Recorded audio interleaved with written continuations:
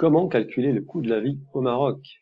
Marhaba, bienvenue, je suis Slimane, coach en expatriation vers le Maroc à partir du Brésil en m'appuyant sur des professionnels sérieux et de confiance au Maroc.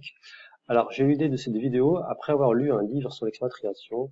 L'auteur, qui est anglais, parle d'un site qui s'appelle numbeo.com et qui permet de calculer, d'estimer le coût de la vie, sachant que sur ce site est alimenté par des contributeurs qui vivent dans les villes concernées, donc ce qui en assure une certaine fiabilité.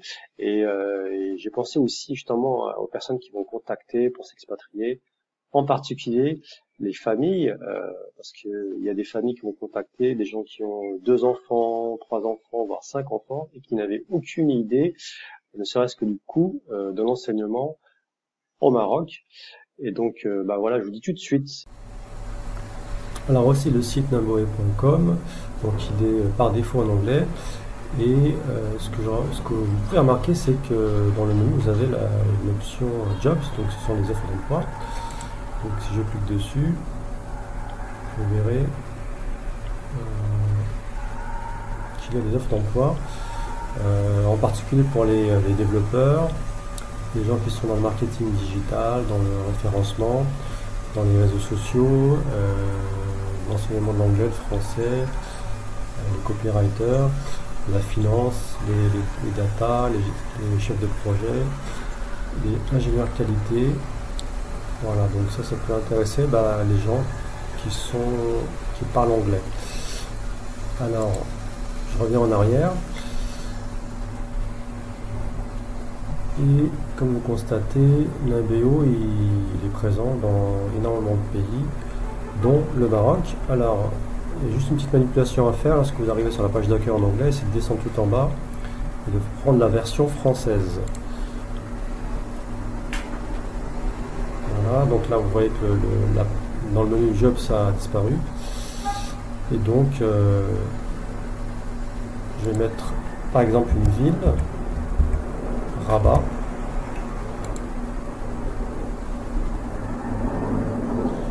Là, vous avez la page qui est consacrée à Rabat, le coût de la vie à Rabat,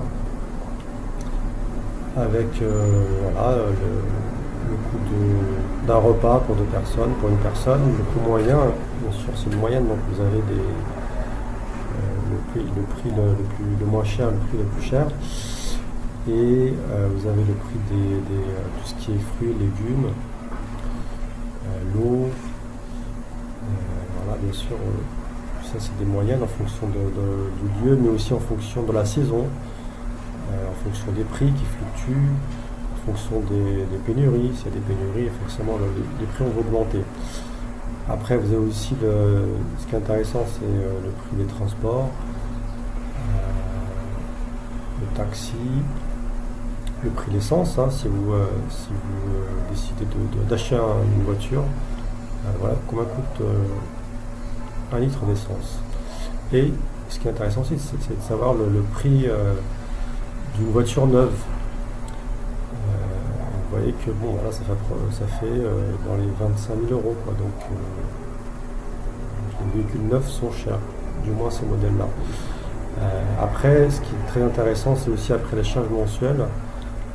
Par exemple, pour l'électricité, pour un appartement de 85 mètres carrés, voilà, c'est 329 dirhams en moyenne, donc ça peut fluctuer entre 242 dirhams et 500 dirhams.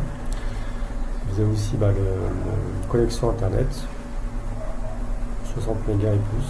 Voilà, le prix, donc ça fait environ 30 euros, donc c'est des prix équivalents en France. Sachant que si vous voulez, vous pouvez aussi acheter une clé G3G.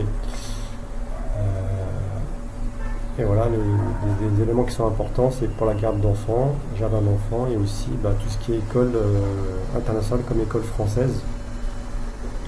Voilà le prix moyen, 30 000 dirhams par enfant, et vous voyez que c'est entre 18 000 et 40 000. Donc ça c'est super important, notamment les familles. J'ai été plusieurs fois contacté par des familles, des couples avec 2 enfants, 3 enfants, 4 enfants, donc ça peut peser énormément sur le budget mensuel d'une famille, donc c'est vraiment à prendre en compte. Voilà. Ensuite, vous avez des vêtements, mais là ce sont des marques, et comme vous constatez, les marques elles sont chères. Et une autre donnée importante, c'est le loyer par mois, sachant que ce sont les données d'un loyer d'un appartement nu. Donc là, c'est 4000 dirhams au centre-ville de Rabat. Ensuite, c'est une moyenne, bien sûr, hein. Donc ça varie entre 3000 et 6000, parce que voilà, ça dépend du lieu, ça dépend du quartier, la proximité des écoles. Donc voilà, en dehors du centre-ville. Et voilà, un appartement de 3 chambres dans le centre-ville.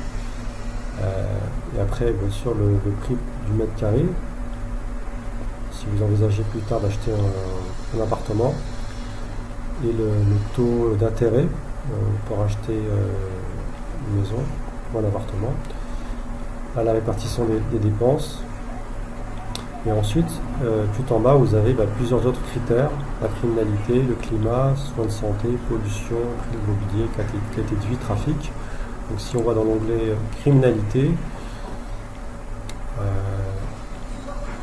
donc vous avez déjà le baromètre, si je puis dire. Là on est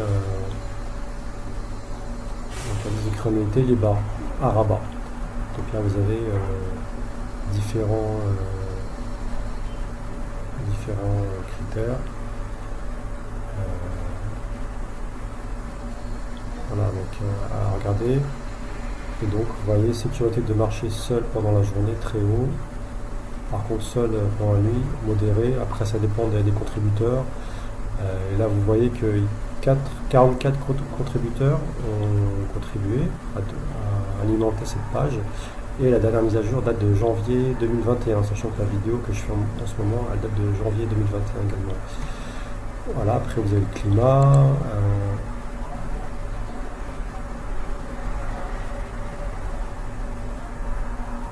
Avec les températures,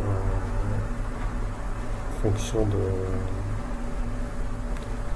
du mois, tout ça.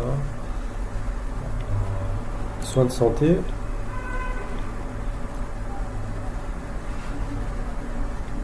Qui est dans la moyenne, on va dire. Mais voilà, ça date de novembre 2019. Bien sûr, ce sont des perceptions des gens qui se sont fait soigner. J'imagine que ça, c'est plutôt les hôpitaux publics. Voilà. La pollution. Donc, super important.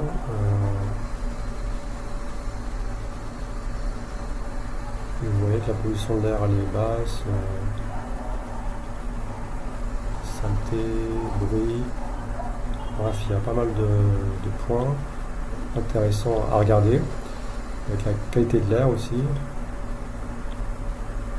Voilà, donc ça a l'air d'être bien noté. Ensuite, l'immobilier.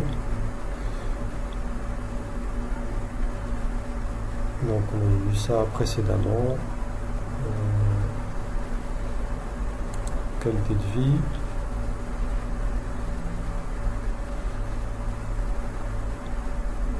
Voilà, indice de pouvoir d'achat, indice de sécurité, indice de soins de santé, climatique, coût de la vie, revenu, rapport prix immobilier revenu, indice du temps de trajet, indice de pollution. Donc qualité de vie à Rabat, il est haut. Ensuite le trafic, donc la circulation. Voilà, donc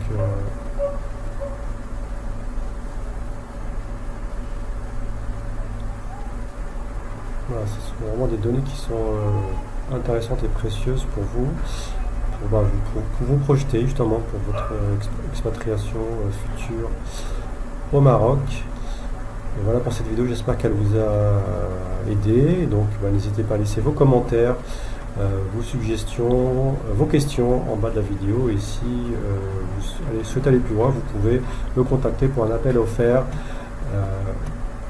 pour parler de votre projet d'expatriation. Je vous dis à bientôt. Slama.